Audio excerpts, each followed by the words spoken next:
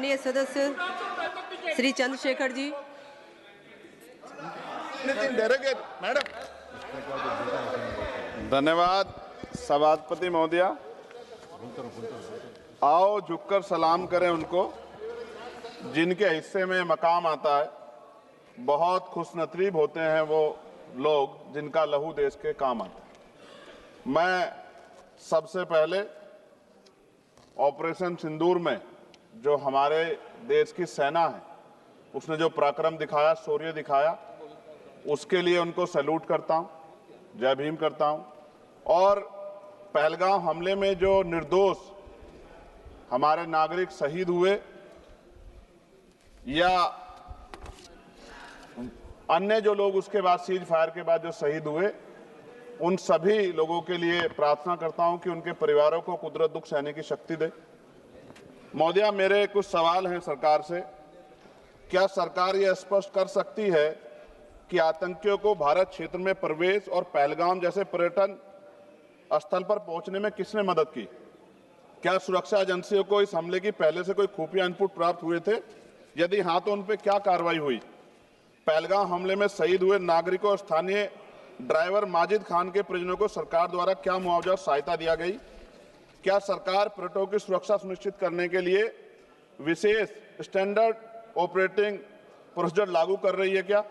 क्या भारत सरकार ने अंतर्राष्ट्रीय मंचों पर यह मांग रखी है कि जब तक पाकिस्तान आतंकवाद पर कठोर कार्रवाई नहीं करता तब तक उसे किसी प्रकार की आर्थिक सहायता न दी जाए?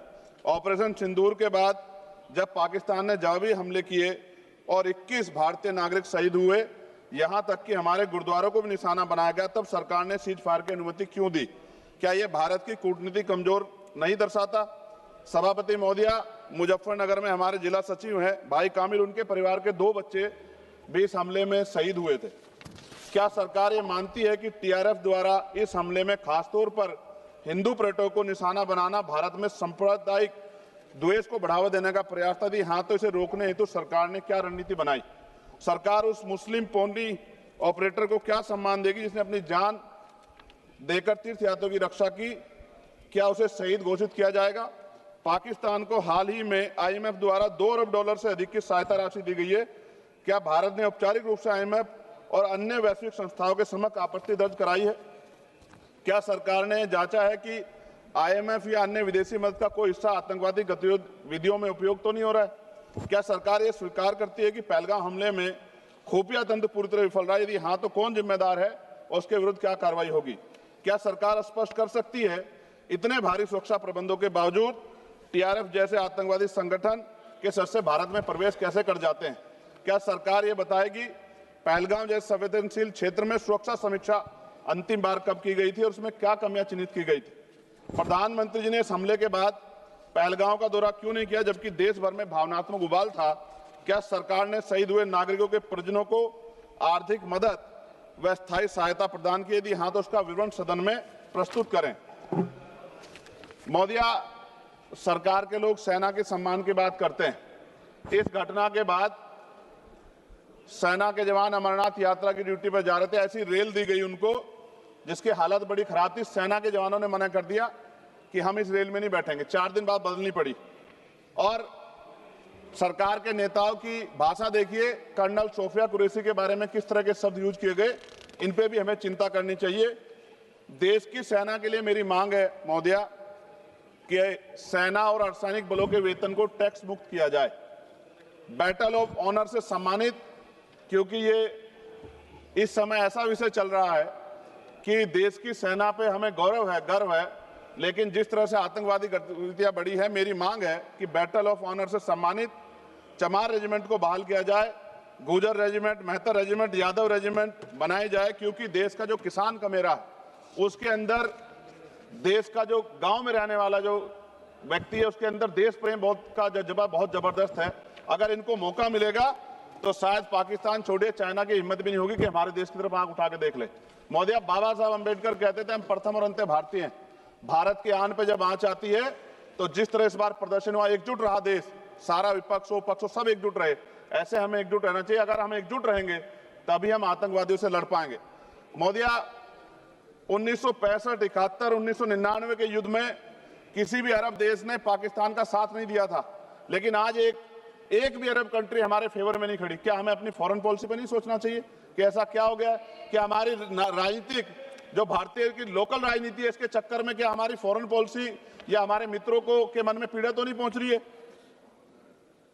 पाकिस्तान ने कहा और आपने मान लिया, और आपने सीज फायर का आज रक्षा मंत्री जी को मैंने सुना, उन्होंने कहा भाई, उन्होंने कहा कि महाराज हाथ जोड़ते हैं, छोड़ो। उन्होंने कहा और आपने मान लिया, लेकिन फिर उसके बाद 10 तारीख को दोबारा से जो है ड्रोन उड़े और 15 लोग शहीद हुए, 43 लोग घायल हुए। हम अपने आम नागरिकों को क्यों, जबकि मान रहे हैं, मैंने रक्षा मंत्री जी को सुना, वो कह रहे हैं कि ऑपरेशन सिंदूर खत्म नहीं हुआ, ये रोका गया, इसका मतलब हमें खतरा है कि दोबारा भी हमला हो सकता है।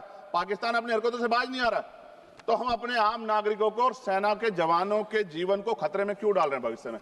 क्या हमें इसके पुख्ता और परमानेंट इंतजाम नहीं करने चाहिए? जैसे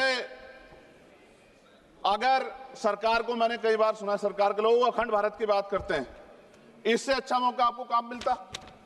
पीओक्यू लेने के बाद हमारे उत्तर प्रदेश के मुख्यमंत्री बार बार कहते कि चुनाव में कह रहे थे 6 महीने के बाद पीओक्यू इधर होगा, अगर सरकार बन की, जनता ने तो मौका दे दिया, कहां है पीओक्यू? क्यों नहीं लेके आए इस बार आप लोग? तो पहली सीढ़ी तो इस बार ही चढ़ गए थे। जिस तरह से मीडिया ने माहौल बनाया था मोदिया, तो ऐसा लगा कि अगर देश की सेना ने जो हिम्मत जुटाई थी, सरकार मदद करती, तो माननीय नरेंद्र मोदी जी पाकिस्तान के भी प्राइम मिनिस्टर होते इसी बार, और फाइनेंस मिनिस्टर बैठी है हमारी, ये पाकिस्तान की फाइनेंस मिनिस्टर होती। इस तरह के हालात बने हुए थे और ऐसा मौका चूकना ही नहीं चाहिए था।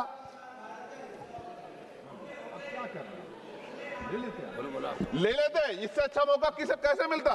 पूरा देश एकजुट था। मोदी, मैं खत्म करूंगा, पूरा देश एकजुट था, इससे अच्छा मौका कहां था? लेकिन अब अमेरिका में बैठ के कोई देश के फैसले कर ले तो देश की गरिमा पे, संप्रभुता पे बहुत बड़ा हमला है। इसको हमें समझना चाहिए, किसी की हैसियत नहीं है। भारत दुनिया में इकलौता ऐसा देश है जिसका कोई मुकाबला नहीं कर सकता है। यहाँ का 140 करोड़ देशवासी एकजुट खड़ा है और सबको जवाब दे सकता है। मोदी, आज खत्म करते हुए कहूंगा, अमरनाथ की यात्रा आ रही है अगस्त के फर्स्ट वीक में, चल भी रही है, नहीं चल रही। अनुराग भाई, आपको बोलने का मौका नहीं दिया, आप ये नाराजगी मेरे ऊपर मत उतारो। आप लड़ो ना उनसे, आप लड़ो चेयर से, मुझे काहे को करना। खत्म हो रही है अमरनाथ की यात्रा, खत्म होने वाली, सुरक्षा के पुख्ता इंतजाम होने चाहिए और दोबारा ऐसी कोई घटना ना हो। लेकिन अंत में महोदय, मैं कहूंगा, आम लोगों की जान भी गई, क्या सरकार ने उन परिवारों को मुआवजा दिया है? क्या उनके जीवन का कोई मूल्य नहीं? जिन्होंने अपने परिवार खोए, जिन्होंने अपना घर का बेटा, पति, घर का कमाने वाला खो दिया, उनका भी तो अधिकार बैठता है। सरकार ने क्या मुआवजा दिया, इस बात की जानकारी भी सरकार को पटल पर रखनी चाहिए, सामने रखनी चाहिए। और अंत में मैं धन्यवाद दूंगा भारतीय सेना को और भारत का जो प्यार है कि पाकिस्तान और आतंकवादियों के भरसक प्रयास था कि यहाँ सांप्रदायिकता का माहौल बन जाए, लेकिन देशवासियों ने समझदारी दिखाई। और कश्मीरियों को भी मैं बहुत धन्यवाद देता हूं कि उन्होंने कोशिश की कि किसी भी तरह से कश्मीर के ऊपर जो ये इतना बड़ा इल्जाम लगा है, ये इल्जाम में कश्मीरी शामिल ना हो और ऐसे आतंकवादियों पर सख्त कार्रवाई। पता लगा है कि ऑपरेशन महादेव हुआ है और यही पता लगा कि वो 3 आतंकवादी मारे गए हैं। लेकिन मैंने अखबार में ये भी पढ़ा था कि वो जो मुख्य आरोपी था कुछ दिन पहले पाकिस्तान में था। कोई पिकनिक चल रही है कि उधर भी चले जाते, इधर भी आ जाते? क्या है बॉर्डर पे ऐसा? ये बताना चाहिए ना देश को। मैं आपका धन्यवाद करूंगा और भारत की महान सेना को मैं बधाई देता हूं, उनके लिए मंगल कामना करता हूं। जय भीम, जय भारत। महोदय, धन्यवाद। माननीय सदस्य श्री N. के प्रेम